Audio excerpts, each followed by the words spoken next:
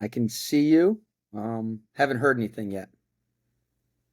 Yeah, we're good. We're gonna get right into it. Looks like we got people coming in right now, so do a quick intro, and then we'll dive right in. So, welcome everybody to our first Athlead College Coach Q&A. Excited to have on my good friend Chris Perzinski, who's currently the associate head coach and recruiting coordinator for Jacksonville University men's lacrosse program. Quick background: we got a lot to get into, a lot of great questions submitted from the attendees and the participants. Um, but being the first one, we gotta get into a little bit of background, especially on Coach Brzezinski and kind of how we got here. But I started Athlead to bring college coaches and their insight directly to players, parents, and high school and club coaches on a monthly basis. So I'm beyond excited and thrilled to be starting this thing up with Coach P. And again, we received a lot of great questions here from all the attendees, so I want to get to it. But I'm going to let Coach really dive into everything, so you're not going to hear from me too much. But if there's anything you can take away from me tonight, it's to never burn bridges and always leave the door open. I think, Coach, your and I relationship is a testament to that. Coach and I met when he was at Lynchburg when I was on a recruiting visit. I think it was 2009, the first one, and then I ended up going through the recruiting process essentially three times after back-to-back-to-back hip surgeries. So I visited Lynchburg every time, and because of how much I loved Coach P, Coach Kadelka, and their staff, and just how they communicated with me the whole process, kept giving me a chance after each time. Each surgery they stayed with me. Um, I never ended up going to Lynchburg all three times, yet Coach Brzezinski and I stayed in touch, and he easily could have forgot about me after all that and moved on to all the other recruits he had at the time. But we stayed in touch this whole time, and when I started the National Lacrosse Combine in August 2020, he was the first person I called, and he's been the director of it going on 6 years now, and we've become good friends in the process, and just a good example of why you don't close doors, why you don't burn bridges with anybody, any coaches that you meet along the way. These guys can always be great resources for you down the stretch in ways that you don't know at the time. So just one tidbit for me. But since Lynchburg, Chris has had stops at Gettysburg, um, Richmond, and most recently Elizabethtown as the head coach there before heading to Jacksonville in his current role. So, Coach, welcome and thank you. Yeah, Gil, thank you very much. And for all the families that are here, thank you for the time tonight. I know you guys are probably about to embark on your son's junior, sophomore, freshman, senior spring season, and that's daunting and exciting. We're in the middle of it too. Yeah, and about to play our second consecutive ACC team. But anytime there's an educational component to the process and what things are, we take great pride in being a part of that because I believe lacrosse is one of those sports right now that is overplayed and undercoached or undereducated. So take great pride in aligning myself with people that have value added in education outside of just playing, rolling the ball and playing 3 games a weekend. So yeah, not to get too much of my career. I did recruit Gil. He was a mean lefty that played top center of his man up, but this ain't about him. This is about your guys' questions that really went thorough to be as communicative and transparent as possible.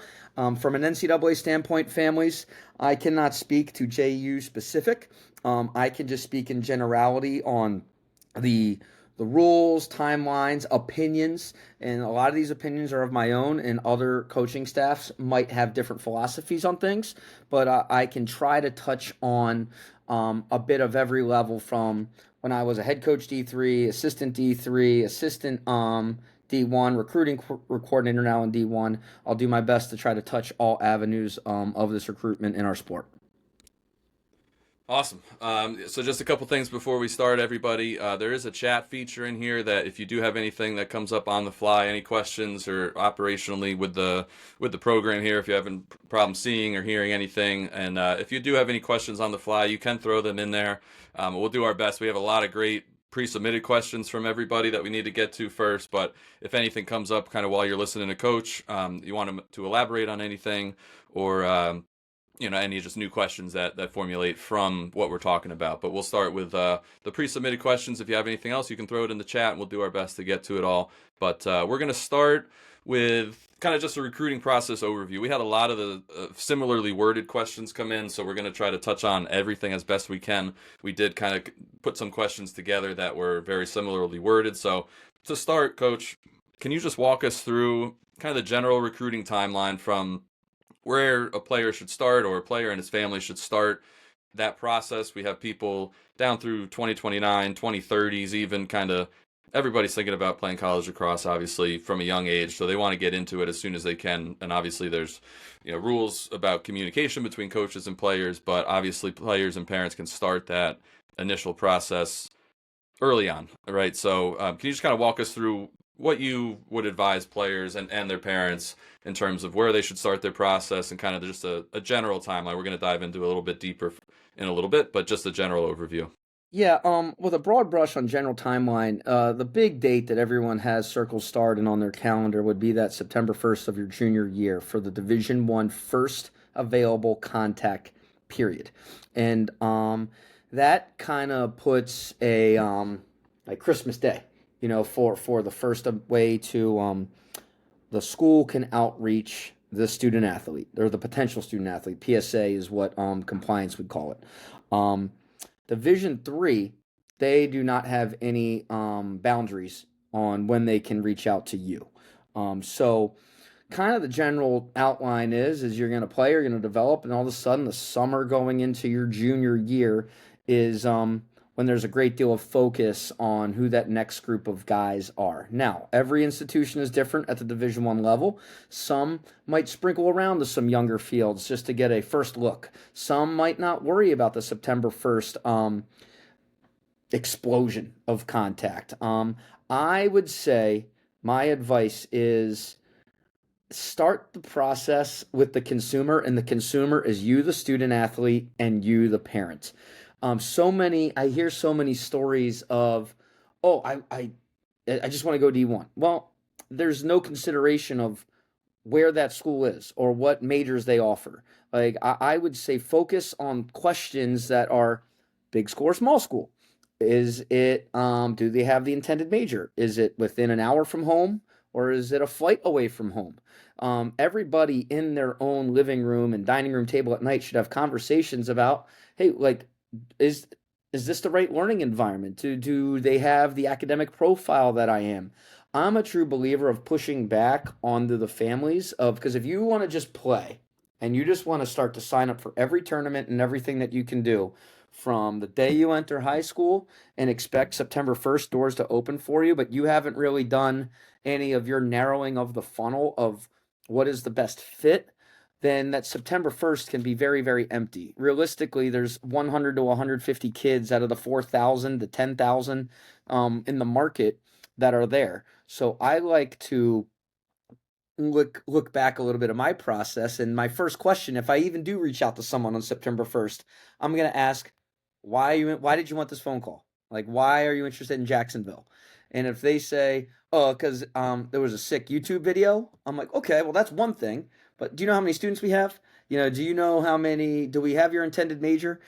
These are the questions that if you are prepared and a little bit more introspective of your needs and your desires at the collegiate education level, then that's going to help open up clarity of where the right fit is with lacrosse. And heck, I'm not supposed to talk about Jacksonville, but I can't. Like, we just took a tough loss. All right. But we had guys show up on our Sunday film session still excited because this was the fit. The academic profile, the location, whatever that might be, north, south, east, or west, but looking a little bit more inward of where to drive your process. And then if you are fortunate enough to hear from institutions, and we'll talk about that later, well, now it's a little bit about what's best for you instead of just sitting and waiting for this to go off when realistically it's such a small population that thinks about that September 1st deadline. I'm sorry that's generality, but that's just a little bit of a broad brush of where those younger demographics that you're talking about in the 28s, 29s, and 30s, where to start, and then I can get in the whole. That's one of the later questions, like never continue to stop the and developing. Yeah, there's like still with us in the 26 class, there's still spots open. There's always going to be that late bloomer. So that 9/1 explosion date does not a right or wrong if you get a phone call or not a phone call.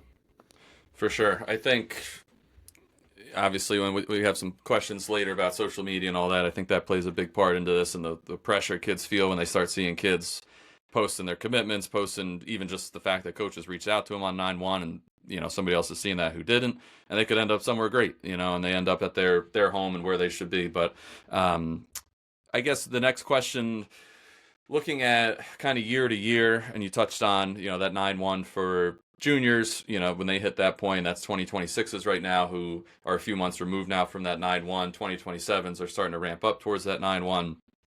28, 29, 30s, right? There's, I wouldn't say recruiting events, but there's kind of spin-off events now coming from these typical showcases, and we do it with the combine. We provide an option for 28, 29s, and 30s to work with college coaches. So what's the value of that to you, or for a player at that age? Is there value for them, and what's the purpose to get out and get working with college coaches at a younger age? Even though you're not getting recruited, there shouldn't be any pressure on you at that point to impress those college coaches or worry about that. But is there value for those ages? The sophomore, freshman, even eighth grade, I guess, getting into it, because again, those kids are all excited to kind of hit the next level. What do you think about that? I know you work some of those events as well, and you obviously see some value in that since you go to work at those and coach at those. So what's your feeling on kind of those events, and I wouldn't say the recruiting process, but those very beginning stages of those kids starting to think about it? My opinion of those for the younger age people that are before they enter the eligibility to be communicated with at the Division 1 level, is it's the development piece. It is, is there value, and you have the means necessary in the location, the geography, to go and learn to enhance yourself, become a better player. For me, I got to be honest, we get a lot of coaches get a lot of offers to work a lot of number of events. Me personally, I really dislike the ones where it's 3 games and go home. Like, what type of relationship is built there? Like, I believe in the ones where there is the instructional. It's the education. It is, like, I've even said in a huddle of, like, hey, I got 16 defensemen here. It's like, I don't know if all 16 of you guys can go to Jacksonville right now, but I can teach you all 16 something about an approach work, a technique.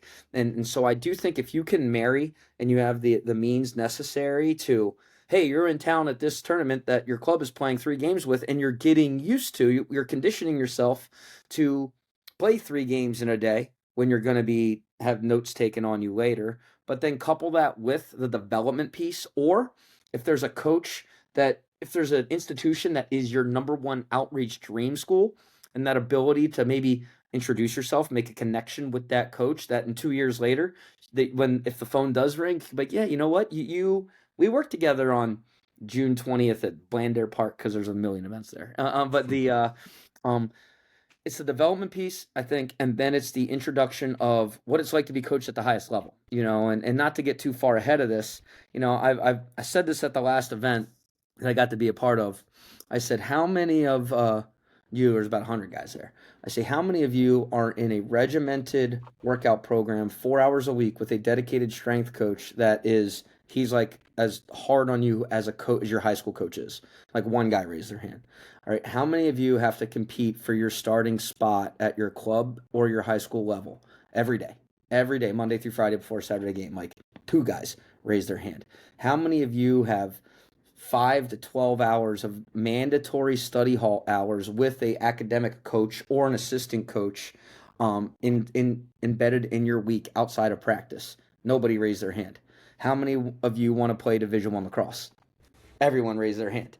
So it's if at those 28s, 29s, 30s, if you want a little bit of a taste, go to these events and be coached by the guys that are also going to be with you 20 hours a day, up to 20 hours a week, when you get into the throes of a season. And then there's all the outside stuff. So again, that's a little bit generality, but I have to assume that we are allotted X number of hours for lifting a week with our athletes, X number of studying, because we value the student experience. Those are the questions that you have to answer internally. And then if you get fortunate enough to start the visit and lacrosse is now married with your educational experience, your student athlete experience, well, then this is what you can start to expect in the demands that are there. I think that's a great point. I think the development piece, especially think about the college season, most of the time, aside from some of these early weeks, you're playing one game a week. So these kids are getting used to from third, fourth grade on playing just games, games, games, and they're Mhm. not getting that development aspect quite as much as they should and they will at the next level, right? So, even the older kids, we're talking about 20, sophomore, freshman, eighth grade right now, but across the board, I think kids need to experience that development aspect, especially with a Division 1 coach or Division 2 or 3 coach, and kind of get that experience like you're talking about. What they're going to be getting at the next level, they're going to be getting that 5 days a week, 6 days a week, and playing Not once. not to jump ahead, but there's questions here of like expectations and how to prepare for your son or your student athlete for the next level. The fall semester, pretty much we're with outside from like 3 weeks, we are going to be a part of your son's day 4, 5 days a week and with no games, with no reward. It's going to be individual on-field training. It's going to be like the 8 hour phase. That's a part of the Division 1 calendar where we get 8 hours a week to work with you, as many as we want. Then that rolls into we have 5 weeks of 20 hours where we get 20 hours of film and practice and individual development and weights. Then it goes back to the 8 hour weeks. Those 8 hour weeks are going to be with small groups of 5, 6 guys, and you're gonna go to the weight room for 4 hours that week. Then you're gonna go to study hall for 6 to 8 hours or 10 hours, whatever your coach mandates. So it's the struggles that I've seen at all the institutions are those that are just all about the game and not about what goes behind the game. As my first point is, I think lacrosse right now is overplayed and undercoached or undereducated. Those that have, and again, we're jumping around your prompts, but those that have some type of background with a structure, with a plan, with a routine that can come from just the schedule of playing another sport that's not lacrosse, like those that come in with those infrastructure, I should say, they seem to accelerate their learning curve and adapt quicker when it is a every day that you're a student athlete. Like there's no time off when you're a student athlete, Division 1, 2, or 3. So For sure. All right, so moving on to kind of a group of questions here that are more about identifying, evaluating recruits, maybe how you look at them, how they should be thinking that you look at them.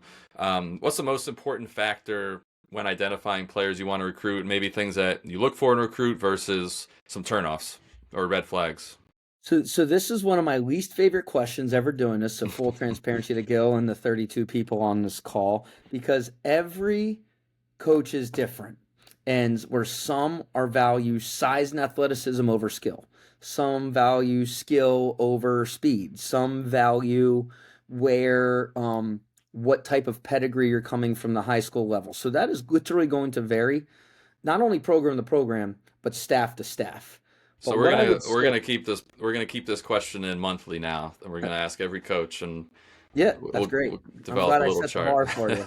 So, but here's one thing that I can tell you is this is a story as old as time.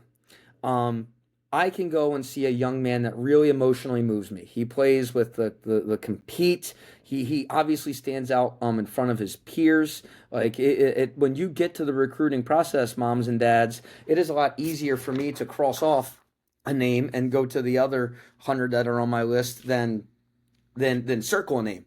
And but if I identify with how a young man is playing, and then I'm so excited to tell my boss, hey, make sure you see this guy on his third game at 3:20 on field 7.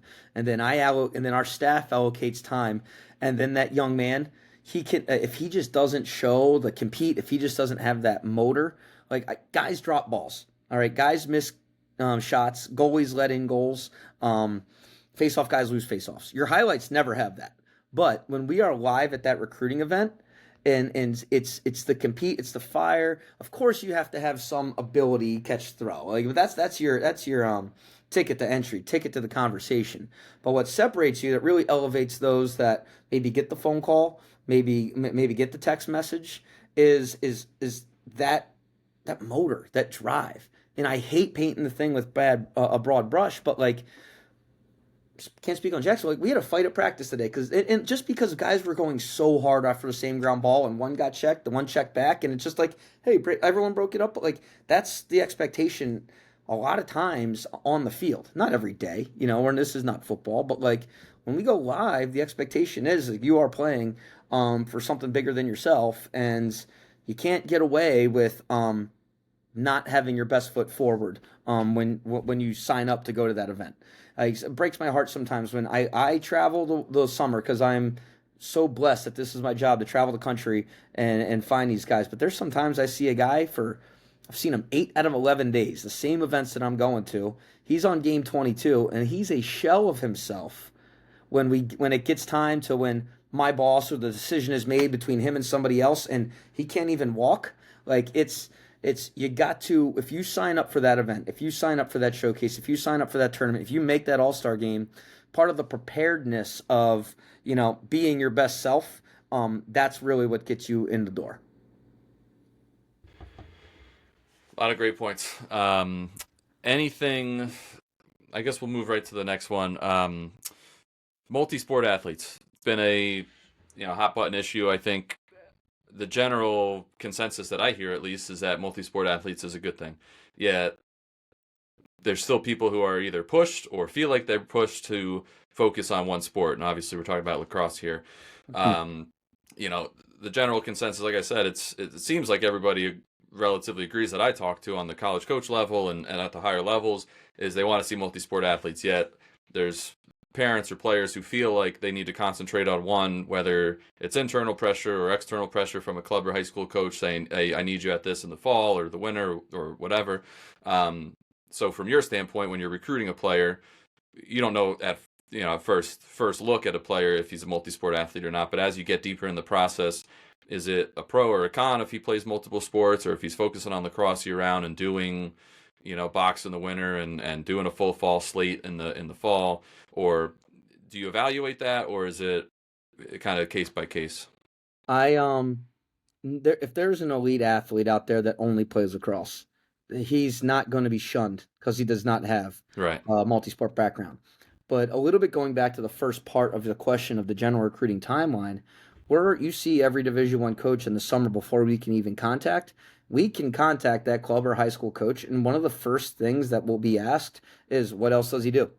Yeah, and he's a point guard of the basketball team. Oh wow, he just left. He just had football 77 camp, and this is his first weekend with you guys playing. Wow, like those are things that separate you. If you're an elite player, you're an elite player. But if you're an elite player and you have other things in your back pocket to fall back on, different experiences, like for me, I think you are developing as a lacrosse player if you are going to that 77 football camp or you do have a hoops tournament and you're still competing. You're still being coached hard.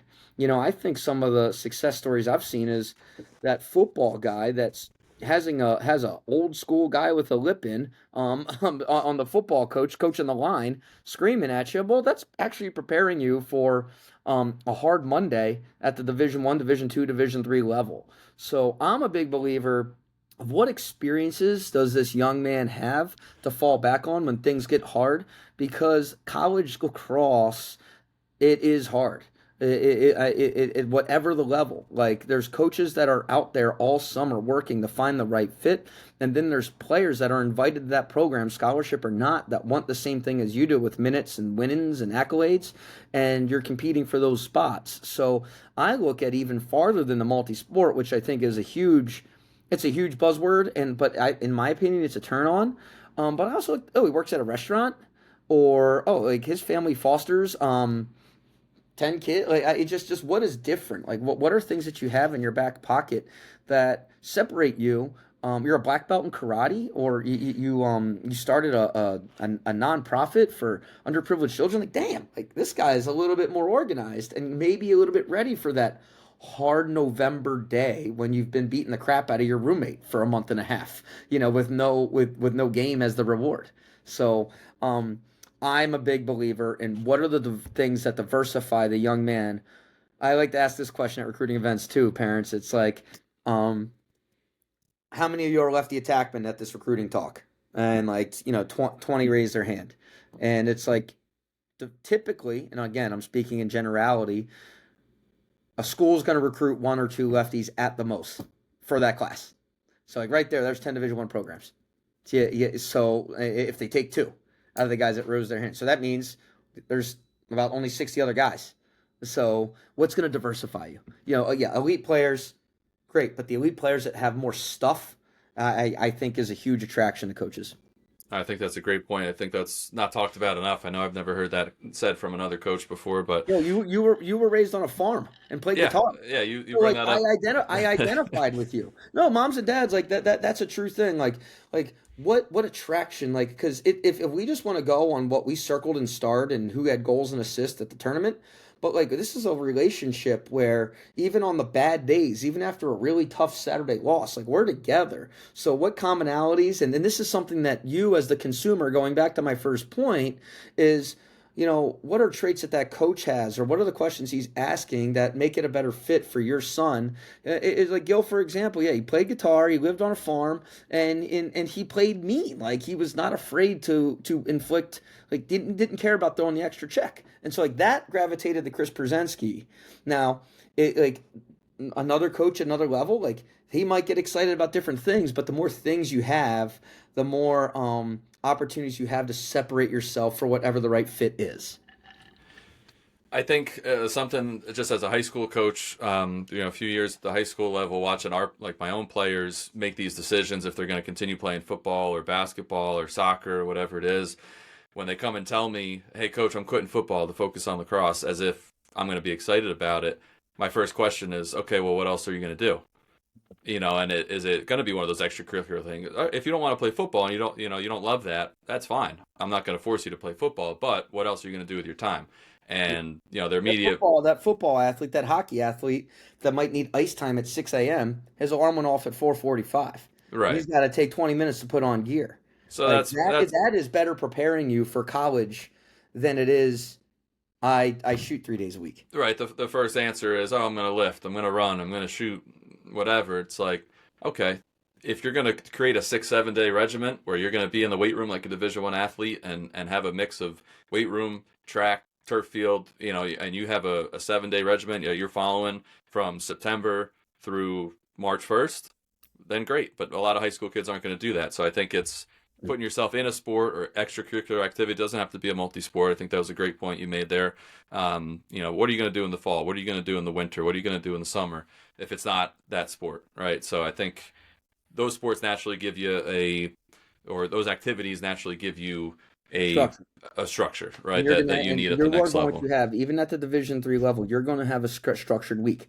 I was the head coach so I can speak to that. Like my guys had a structured lifting time. Yeah, it Right. had to be voluntary, but a good culture, those players lead that. Yeah, but there was a structured time where men's lacrosse was optional lifting, and 99% of the team made it. But these are things that I want to keep dropping consumer because I'm a big believer. These are questions to ask in the process. These are questions that if you can't talk to the coach yet, ask your club coach or whoever you're paying or your high school coach that might have a relationship. Is like these are questions to ask them.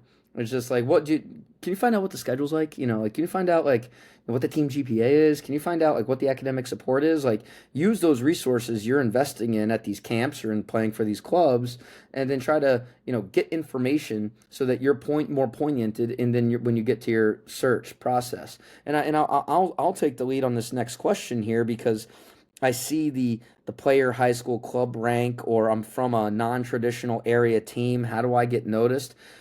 I want to go back to the multi-sport thing. You could be on a 2-12 high school team in the spring for lacrosse, and I don't look, but you're a multi-sport kid, and you're in the football state championship in front of 20,000 people.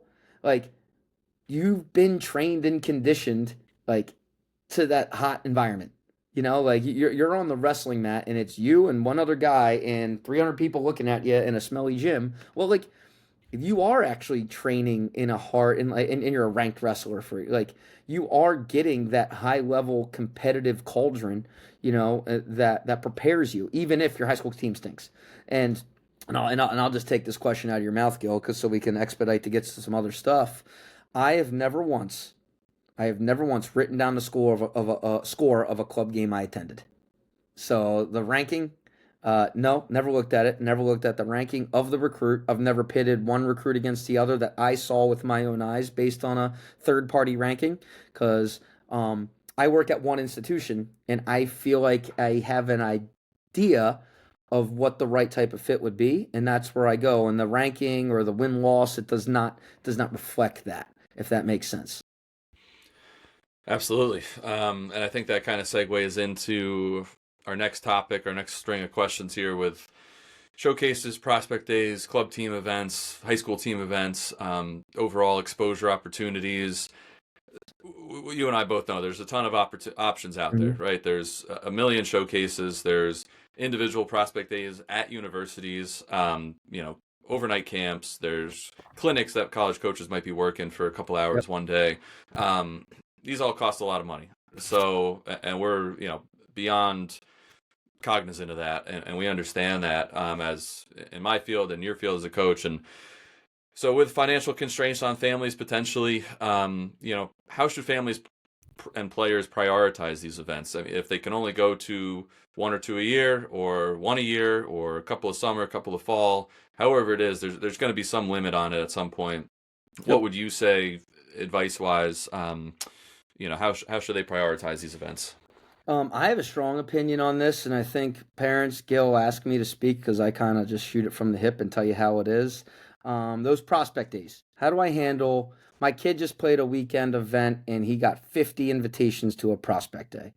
All right, prospect days do serve a great need for us as coaches in helping identify the right fit, getting on campus, getting to work with your son, maybe getting a true sample size, and there are true invitations to attend our a prospect day and get a first look, get your hands on this young man.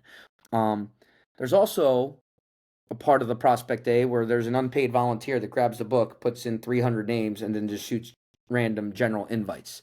We all get my Gmail gets how many just advertisements for something a day, and you know when it says "Dear Chris" and it's so general, like you know what is a real invite to the prospect day, all right, and what's not.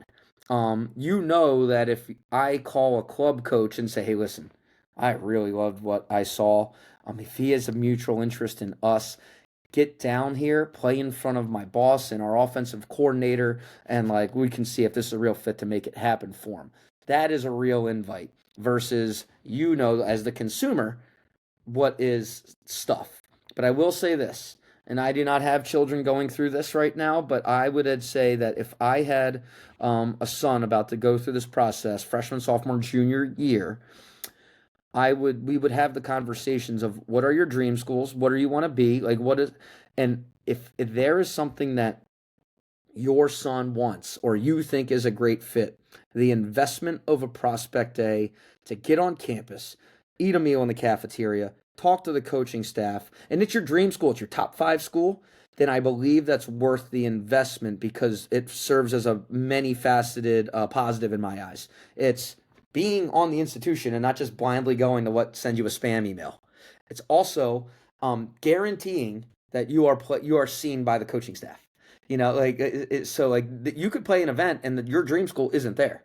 But if your dream school is one of 3 or 4 places and you invest the time and weekend to go and check the boxes of a visit, the local community, eat in the cafeteria, talk to a coach, be coached by a coach, and guarantee that you're seen by that coach, that to me is a positive investment of your time and your money. Signing up for every single one that your son gets is it's the same as me signing up for every subscription that you get on Gmail. Yeah, once you sign up for one thing.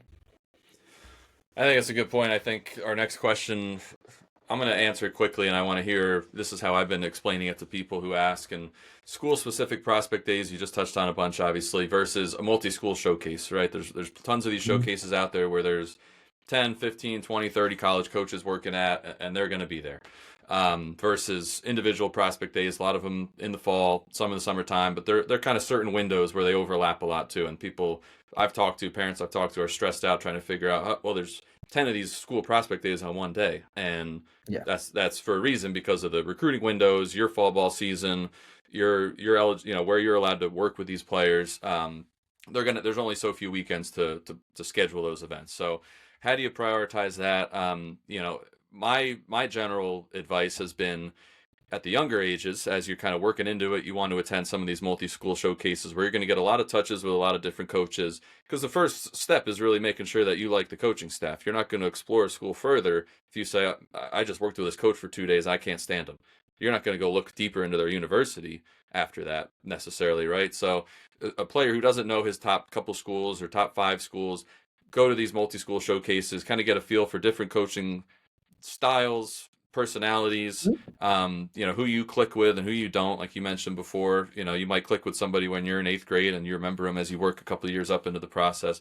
And then as you get a little bit older, you don't have to, you kind of know, okay, there's going to be 30 schools here, but I really know the 3 or 4 that I want to focus on. Mm-hmm. Go to those specific school prospect days. Don't go to the big multi-school showcases at that point. Kind of focus in on your couple prospect days if you know your top 4 or 5 and you can get to those prospect camps. I would say, like, I look at some of these events as multi-school prospect days. Right. And again, if you have the developmental piece, but also you as the consumer, ask the director what schools are going to be there. Right. Or where are the athletes that attend your event going? And I think that is a fair question.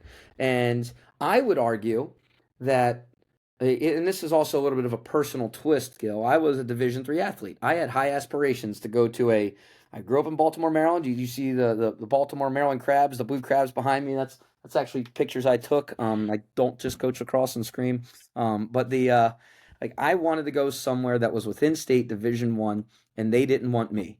But I attended something that had every level represented. I learned something. I identified with a multiple different coaches, and that started it. And it because I got more bang, and it was different then. There was a smaller sample size of stuff, but there was a bunch of coaches there.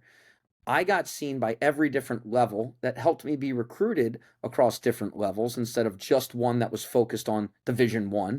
And I got to say, man, this guy I didn't really have a good vibe with. This one, kind of had no idea. And I can speak to my alma mater. I had no idea what Lynchburg College was. It's now University of Lynchburg. I thought, candidly, moms and dads, I thought it was Lynchburg, Tennessee, because that was the Jack Daniels label on like Lynchburg, Tennessee, Jack Daniels, because that's what my dad's flavor was. But so the, and then I get a connection with the coach. I get an email. I do my homework on it, because of the pamphlets back in the day, not the online. You guys have so many resources online, Instagram, people that like, oh, this is a good business school. It's down south. It's smaller enrollment. This is a good fit for me. The finances work. I could qualify for this bracket of academic merit. Well, that was seen at a place where I had aspirations to see by one institution, but then another one saw me, and then that was the right fit. And so I'm very passionate about that because I went to a place where my college playing and student experience was amazing, and now I've been a coach in it for 14 years. And if I would have just sold my soul to go to Division I, well, then I would have been rejected, and I probably could have made some rosters and then developed late, but it wouldn't have been the same thing. And would I still be doing what I'm doing? Would I have done as well in school, etc. So I think, and by the way, moms and dads, like, you're watching those coaches coach your son. Now, is that somebody that you're going to trust when you drop them off? And so that's one thing too, that you get to be the evaluator when you go to these things that have diversity of coaching at all levels to make sure your son is seen at a multitude of levels instead of just pigeonholing the Division I 9-1 dream, and then just play and see what relationships are there, and then the fit works itself out. There's a place for everybody in the sport. No, I think that's great. We're going to shift gears. We got a lot to get to still. I want to make sure we get to as many of these questions as possible, but shifting gears a little bit. We run the combine. We've been talking about, we've been doing this for going on 6 years together, and I pitched you the idea. You decided to run with it with the college coaches. So when we started this with the combine results, right, the combine testing, even you, I think at the time, you're like, yeah, it's great. You do it. It sounds like fun, but we're not really going to look at the results too much. And now I think more and more, the more coaches I talk to, and we've been surveying coaches the last couple of years now, seeing who's looking at these metrics, right? And a lot more events are now adding these tests or some kind of test where there's speed, strength, some lacrosse component. being tested, metrics, analytics, everything's becoming, bigger in sports in general. So, do coaches like yourself or coaches that you talk to actually review combine results, and how important are they for recruiting? I'll give it to you this way. I was excited for this question. The combine results are like having your GPA on your resume. If it's good, that is a very attractive characteristic for that college coach to review. If you go to a place that tracks that and you blow out a 4.440 and you have that documented and you get to have that within your profile, you just gain something that another event that's just across wouldn't have. And that is now a competitive advantage you have that's documented and recorded and published, right? Just like if I had a 2.5 on my resume, I'm not putting that at the top. But if I got a 4.0 and I'm the cum de laude, I was not the whatever those things are. All right, but like I would have that at the top of my resume. You dominate, get first place and a strength of this, that, the other thing. Like giving the it's all opportunity. Like if you have the opportunity to do that and that diversifies you further to be a little bit more ahead of the guy at your position that wants the same thing you do, then you got it, you flaunt it, and you use it. So yes, there is absolutely a market to say my shot speed. I had this on my. There, we've gotten recruiting videos where a guy throws on 405 pounds on the squat rack, and it's a deep squat, and he's 17. It goes up like, damn. Like we should probably get that guy on campus. Like those are these are positive. So yes, the metrics that are taken. At one point, I was kind of like, let's just get to the lacrosse. But you get to see a different side of an athlete that if he is in that top great range, and he has like that 4.0, like he has that great squat, yeah, whatever, like those are things that are only just more arrows in your quiver, when you put out your tapes and you put out your outreach, etc. Next question on events before we get to highlight reels and some other things. At showcases, and I guess we could put this towards club team tournaments or anything, some players tend to play, quote, me ball Mm-hmm. to get noticed. Others play good team ball. They move the ball. They're in the right spots, but they might not be seen as much. What do coaches? I have my own opinions on this, but what are coaches looking at your level? I think that you guys can see past the meat ball, and you see guys doing good things, maybe less noticed. But what's your opinion on that, and your take for what coaches are looking at versus me ball versus a good team play? Yeah, I think, and I can't, I'm speaking on behalf of Chris Perzinski, but I believe in a lot of the professional sport, like we know what good lacrosse is and bad lacrosse is. It's like I actually kind of get it's distasteful to me to see a guy run 60 yards and shoot it. Like that's just not how the game is played. So I would trying to put myself in the shoes of the parent. I just traveled all this way. I'm on this random showcase team, and there's just one guy that's a black hole. That's more of a negative on that black hole than it is your son. And then if it's one of those showcases where you're coached by the college coach, I'm looking for coachability. Like I'm looking for doing something different. I'm looking for something that gives me eye contact. I'm looking for something that like I develop a great relationship with. So I would not throw my hands in the air or a fit if you happen to be placed on a team that like okay, here's another example. Placed on a team, damn, a face-off guy no showed. My team didn't have a face-off guy, but okay, and my son's an attackman. It's like so is he riding? What are other things? Is he willing to take a face-off wing? And I'm not saying on the draw. Like there's things that how are you going to compete? It just goes back to like if you just show up and expect to just things to happen come down for you, like then you're going to be pretty empty at the end of this process. But I would not fret. I actually don't like this question because it's specific to what everybody has an opinion of when they go to these things. But a lacrosse coach that's worth his salary knows the difference of what good lacrosse is and what's not good lacrosse. Yep. All right, so we have two sections here of questions. I think we're gonna make kind of more rapid fire. I think they deserve a quick answer. If you have anything to elaborate on, obviously elaborate. But I think there's some quick hitters here coming up. So we're getting into highlight reels and social media. First, how important is a highlight reel, and what should be included in them? We are at a time and age where the highlight reel is extremely important, and it's the first 30 seconds. I worked an event with Coach Amplo, and we did the recruiting talk, and he said, I want a great appetizer. Like I want to get excited for more. I want to get excited to get more, order more things off the menu. So I think a quality film at an elevated view with your best lacrosse in the first 30 to 45 seconds, that is your business card. Like that is your resume this day and age. Because the first thing that any coach is going to do, even on that same sideline with these phones, is they're going to Google your name and then Google your name, and that might have a Twitter profile, and it has a football highlight. It has a basketball highlight. It has their IMLCA sports recruits page, and it gives me a snapshot of the high school, of this, to that, the other thing. So, in this day of one button can take you to a lot of places, um, it's your digital footprint is a big deal. The highlight reel, in my opinion, is let's just make it what a view that a coach views, not a sideline slow mo, the same play every time. Like I want to get through the appetizer, then go and see more. If that may if and then I get attracted, or even the emails I get, like I want to click a YouTube link and I want to go straight to it.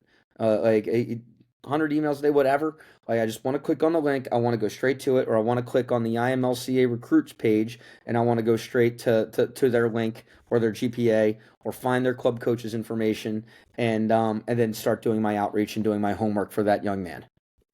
Do professionally edited highlight reels make a difference to you?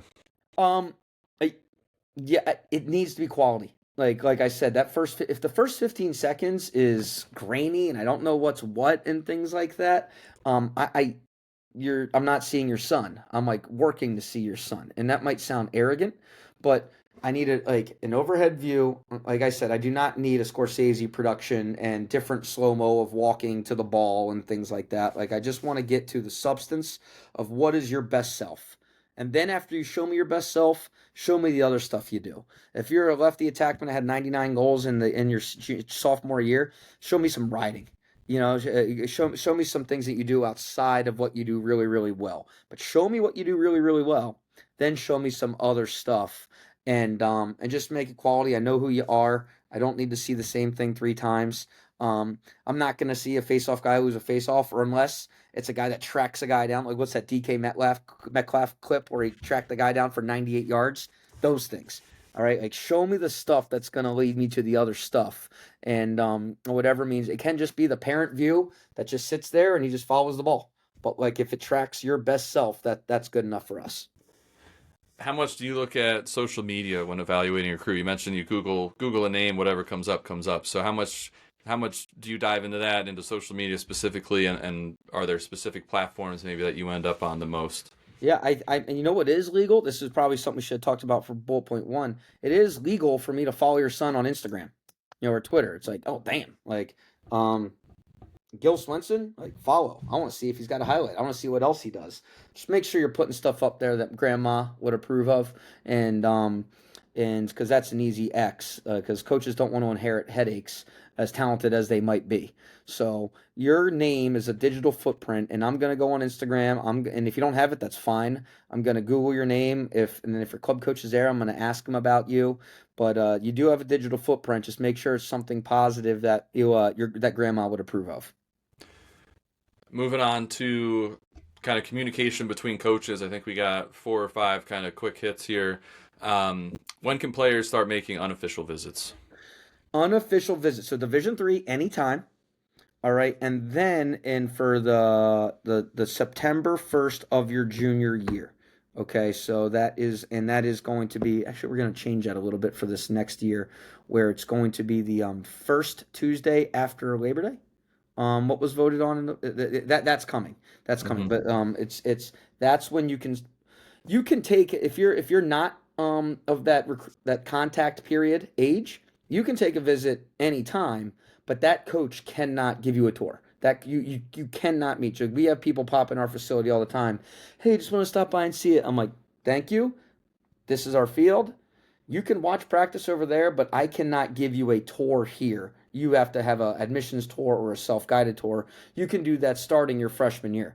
And a little bit to your first point, Gil, is if you're going to be on these traveling the country all over the place at tournaments that are going to take you anywhere from New England to Florida, well, take the 30 minutes after the event or before the event and walk a campus. Go to a bookstore, walk into an admissions office and say like, hey, what's the vibe? Use that time while you're there. So, but you can take unofficial visits at any time. You cannot be hosted by a Division I institution until that junior year September date, and Division III, it's anytime. Okay. Is it okay to call a coach first, or should players wait for the coach to reach out? I think this might depend on some dates, like you're talking about Well, no, legalities, but the potential student athlete can send anything he wants at any time. hmm But I also look at it this way: is us coaches know we sit on the same sideline and we know if one kid's emailed every institution. Like we talk about the email bombers that are out there. Also a lot of phones, are the coach's personal phone as well as their professional phone. Like I give the analogy to guys, and I don't know if moms or dads are going to like this, but it's like if the really clingy girlfriend is calling you all the time, it's probably an unattractive fit. It's so are we gonna have a clingy relationship for the next 4 years when I want to go home and be with my family? So I do think there's a point of putting your name out there, a text, an email.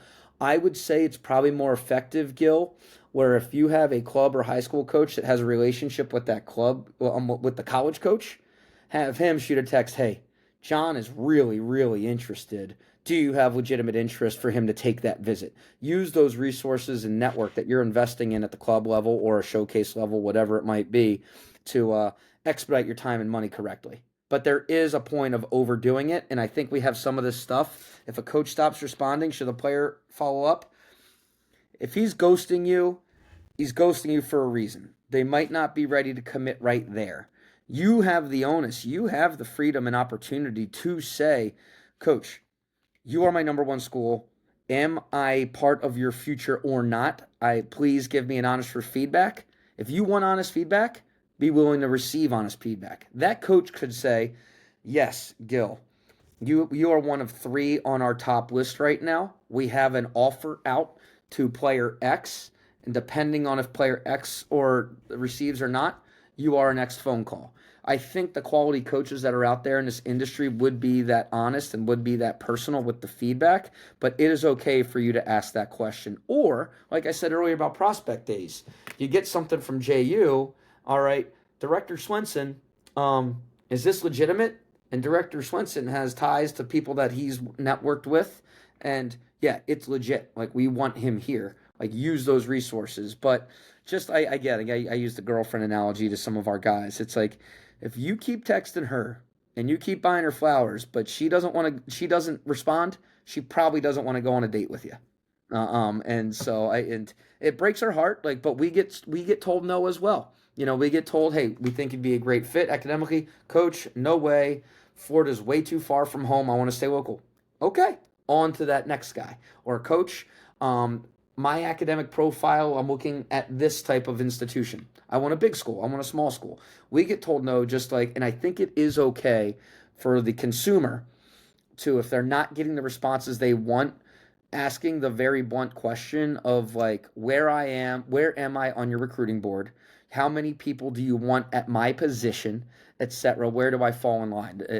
And those are very, very fair questions. And quite honestly, as a recruiting coordinator, I love them because that helps me understand your priorities and where we are.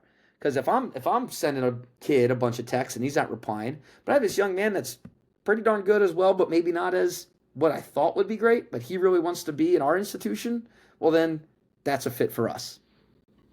I think it's a good point to ask for honest feedback. I don't hear that enough from people. I think if people stop hearing from a coach, they keep bombing them, like you're saying, bombing them with information, what they're doing, and all these things, just trying to attract them. But I think if you realize you haven't heard in a little bit, ask for honest feedback. I think that's one of the best things I've heard from a coach, or for a player or parents to hear, and just get that feedback, whether good or bad. I think it's gonna help you settle into your next move. I wish I could say yes to everyone. One of the hardest parts of my job is telling a kid he's maybe that wants to be a starter, not a starter, but also through the process of like, oh, like I really like this kid, but the numbers, the whatever, it just for whatever it doesn't work out, and I can't offer him a spot. Having to honestly tell a 16, 17-year-old that's invested the time to learn about me, say, I'm sorry, we've committed to somebody else. And we've done that. Good, I think credible coaches in this industry, let's say the goalie position, for example. Like all the goalies know each other. Oh, they're all friends with each other in the same Snapchat, and it's fantastic. The world the goalies and faceoff guys live. But like we commit a faceoff guy, that means I got to probably tell three people that I'm sorry, we just committed. We just committed our guy. We're only taking two, and you had a visit, but like right now we don't have a spot at your position anymore. But that's the right thing to do. And I believe there's credible coaches in this country that will have those honest things. And hey, am I perfect? I don't respond to a lot of my emails, but we try to do our best on being communicative, especially to the young men and the families that want the honest, upfront, brutal feedback. For sure. So we got lots to get to. I know you got to run at 9 to start prepping for Duke, but a couple more things. If a if a player has D3 interest, I would assume this means D3 interest from D3 coaches, but wants to play at a higher academic or a Division 1, challenging school. How should they navigate that? Politely communicate with the schools who have made off. We're kind of flipping it a little bit here now. The players maybe not turning away a coach, but he's trying to keep a coach at bay. Where we were more talking about just now, players, trying to get into coaches, things like that. But how could they politely communicate with the schools who have made offers or shown interest that they might be looking elsewhere, but they kind of want to keep the door open? Yeah, I didn't understand this question because there's some Division 3 institutions that are ranked top 20 academic institutions in the country. Like there's some Division 3 institutions that are I'm better. assuming it was more either they're getting interest from maybe a lesser academic D3. They have interest in a higher academic D3 or maybe a Division 1 school. Yeah. So if you kind of have your safety schools are interested in you, but Well, so you don't want to close the door on them yet, but you want to politely communicate that you're looking elsewhere still for the time being, but you might end up falling back to them. just like the honest feedback that we're getting the honest feedback from the student athlete while hard at the age of 16 or 17. But when we start the recruiting process in September, like no's are as good as yeses. And I think if the consumer hears a no, well, that gets them to prioritize maybe another best fit. And for me, if I talk to a young man, coach, thanks but no thanks. Your institution is too far away from home. Coach, thanks for no thanks. I'm focused on higher academic priority schools. That's awesome. Coach, I'm really interested in service academies. Coach, I really want a big school because I want that Big Ten SEC experience. Those are awesome. Like those help us manage our time and then like I said prioritize that young man that might be of mutual fit. So just like open and honest, you want to start a relationship that way. You don't want to start a relationship with a coach that you want to be 4 years from now. Like you, for example, you said you wanted to, but it was too far. And like, damn, that sucks, but Gil, I'm happy for you. Oh, I got numerous stories of young men that, coach, I really am dedicated to a service academy, and even if that means going to the Coast Guard, which is Division 3 service academy, that's awesome. You know what you want, you're exploring it, you're going for it, and awesome. So I think we're gonna move on. We got a minute or two left. I want to get to a couple things real quick if you can, but late recruiting, alternate paths. There's five questions. I haven't hit the. I don't know this apparatus, but there's questions there too. But I'll I'll go check through that. those. Hey, I'll check what those quick. grades are needed to receive a full scholarship? Well, the biggest thing that you need to know is for the parents is you need to have a 2.3 GPA in high school of core courses. 2.3 GPA in core courses to be a qualifier, all right, and be able to be eligible to compete. And that also makes but a school can athletically scholarship you, but if you're a non-qualifier, that institution would consider you dead money on their scholarship spreadsheet. Does that make sense? So like I could offer a young man a full boat out of my 12.6 allotment of scholarships, but he needs a 2.3 in their core courses of the maths and sciences, which every high school guidance counselor should be doing. But that is from an NCAA clearinghouse standpoint and number of 2.3 core in your core courses. The athletic money, all right, is divvied up however the coach wants for a 12.6 of his allotment of money. That's like, let's say the school costs $50,000 a year. You have 50,000 times 12.6 of that to divvy out amongst your roster of anywhere from 40 to 65, how many is on your roster. Now, Some schools, and these are questions that the consumer, the parent, the athlete can ask in the recruiting process. Coach, I was on the website and I realized that your institution gives out a lot of academic aid. If I qualify for academic aid, can I also get athletic aid and stack on top of each other?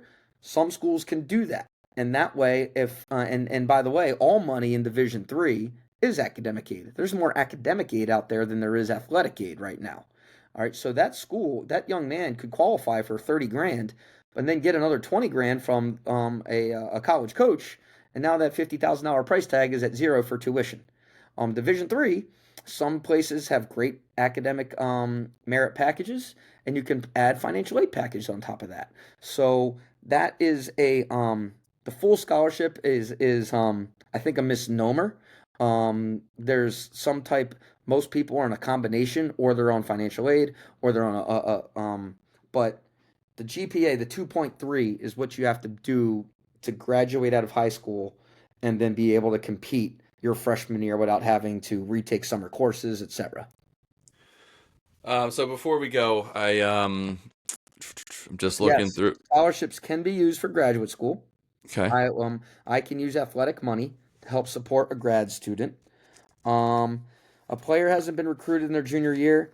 No, it's never too late. We're always recruiting. We're always evaluating. Even the guys that are committed to us, I'm invested in them. I'm going to go out and watch them play, and he might have a teammate that's, oh my gosh, this is a great need and this is a great fit. We already have a connection.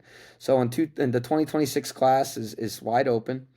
The latest time frame an athlete can get recruited, um, you can be recruited up until you move in.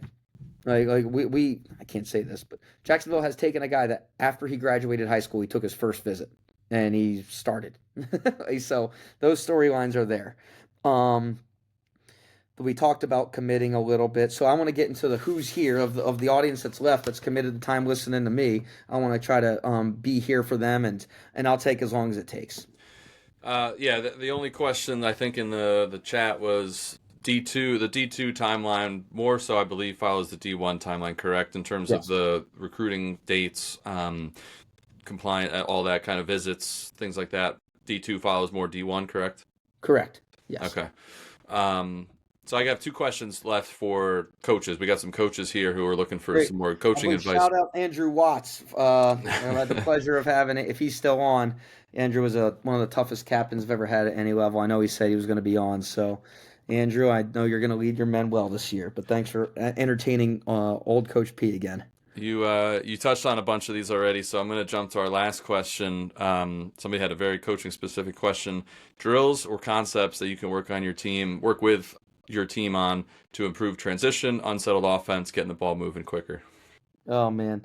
Uh, This we could talk about this alone probably for yeah, 2 hours, we but could have another hour of drills because I want to hear from the coaches that are out there as well.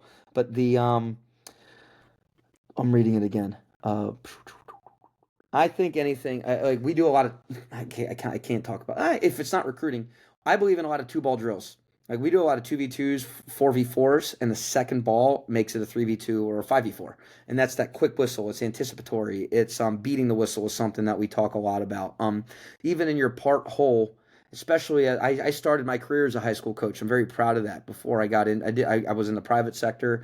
Then I got into the high school coaching and fell in love. But the I believe, and even in the small numbers you might have with 30 or so on your high school roster, even the small segments, a quick whistle, two ball drill, defensively, I think that gets you helping adjacently, which is a lot of defensive recoveries anyway. It's man down, it's ball speed for the offense, it's hitting the one more, it's looking through the skips. I believe in a lot of two ball drills. We do a ton of right now. There seems to be in this early Division 1 season. There's a lot of the gotcha games, and just incorporating that and or maybe it's like you're in a 6-on-6 segment, and then you want to get a little tempo going, double whistle, Johnny, touch the end line and back. Just little things like that change the flow and teaching instincts in the game and not just teaching plays and is a big is a big deal. I think that's great. We have just two quick questions out of the chat. We'll start with, what's your opinion on skipping a high school game for a college visit? Um, skipping like a college football game? No, if they have a high school, I'm assuming if a college wants them to visit in the spring, and they would have to skip a high school lacrosse game to get to your school to watch, to take a visit to your school. Mm. Uh, I again, this is it's going to change coach to coach and Right. opinion to opinion. I would struggle to ask a young man to quit what you want him to do. Would I ask a young man to miss a college game to um I would say though that there is a little bit this is what I truly believe in. There is skin in the game that if you're getting recruited and the school really wants you to come, putting a little bit of skin in the game to make the visit happen, to make the time commitment happen. And that might mean fly out on a Sunday and then leave on see everything Monday morning and fly back for practice. But then those are going to be some of the logistics that parents have to do to see you play on a Saturday. So it's uh yeah, that's very specific. But I don't know. I don't want anyone missing anything that makes them who they are. Like, we will work around it. There also are constraints. Some schools might have constraints on the academic calendar where you could only visit on a certain number of days, like, or while school's in session, recruiting dead periods. And that's where you might have to make a sacrifice or two. And if you're on the football team but not in a really big role and it's okay for you to miss a Monday practice to visit on a Sunday only on a Monday, well, you have to be make your own informed decisions on what you want for your future. For sure. Do all schools require SAT? You might not know this Um, answer for every no, no, school, no. but Every some schools are SAT optional, some schools are. By when COVID was happened, NCAA took away standardized testing, ACT and SAT scores. But now, since we're past that, some schools require admittance with SAT or ACT, and some do not. Some are optional. Some are optional, but it might help you get more merit money, etc., by just taking them and making the commitment to taking them. These are the questions that are perfect to ask when you're starting to seek, or go on the website. Is school X in up north in the Ivy League in SAT optional? I don't know. Look that up. Is school Y? Are they optional? Because I don't want to take it. I'm not a good test taker, but I have a 3.8 GPA. Is it SAT optional? Yes. I'm not saying it. Just like I said about the resume, right? And so it's going to change um, institution to institution. yep.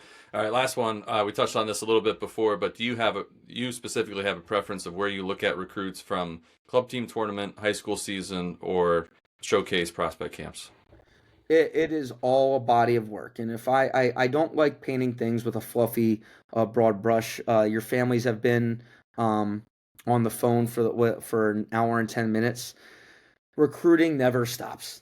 We still recruit our active commits.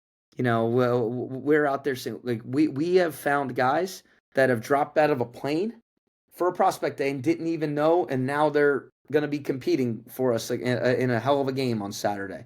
We have found guys that were a referral from a college coach that maybe that athlete didn't have the academic pedigree to get into that coach's school, but they're friends with me, and they said, "Hey, this might be a great fit for you." Like, it could be a club coach that says, "Hey, listen, this guy missed all of the spring and June coming back from a broken arm. Make sure you see him at this event in July." Like, every recruit has a different story, and that's what I think is so fascinating about this process. That's what I think about. It's fascinating about lacrosse. Like, you could be 5'8" and 175 and lightning quick, and have a spot. You could be really big and slow, but have unbelievable skill and find a way to make an impact on a field that is a right fit. So, recruiting never stops. It's some schools, they start what is legal for coaches to do. Like I said, follow on Instagram. They can send you a general camp pamphlet to go to attend the camp, but they can't be very specific and say, "Hey, I love when you beat this team at this event. We want you to be one of our," like, they can't do any of that till September of junior year. But recruiting never stops. Coaches are always out there. And then the framework of the clubs and the relationships that you have that will advocate for you when it comes time to picking the right school, use those resources to find what is going to be the best fit. Well, Coach, I want to thank you. I know we went a little bit over your time. You got to go get ready for a big game against Duke. But thank you for one, and everybody else, thank you for coming on. And this is recorded. We're going to post this. We'll send this out to you guys so you can rewatch it, show it to your kids if they weren't here tonight, if you're a parent, or show it to your parents if you're a player. Um, we'll get to more questions. We're going to have another coach on next month. But if you want to see Coach Perzinski, he'll be out at the National Lacrosse Combine this summer, July 22nd and 23rd, up in New Jersey again, back home. And Coach, we're excited to have you out there, and going on year 6 this year. So, hearing from you here is one thing. Seeing you coach on the field's another thing. It's always been a pleasure for me, and talking with you, seeing you coach, and just working with you this past 6 years, and since we met in 2009, roughly, down at Lynchburg, Virginia, not Tennessee. So, Yeah, Coach, thank you again. I'll say, I again, I take great passion in avenues that have education, that have instruction, and thank you for having a brand that is, I think it's becoming a little bit more common, but thank you for being a part of that. And to the families and the athletes that are here, thank you for spending a Wednesday with me. And my email is public and but on our website. But good luck this spring. Kick butt. Keep working hard, and always work on development. All right. All right, thank you, Coach. Good luck this weekend as well. Thank you. Thanks.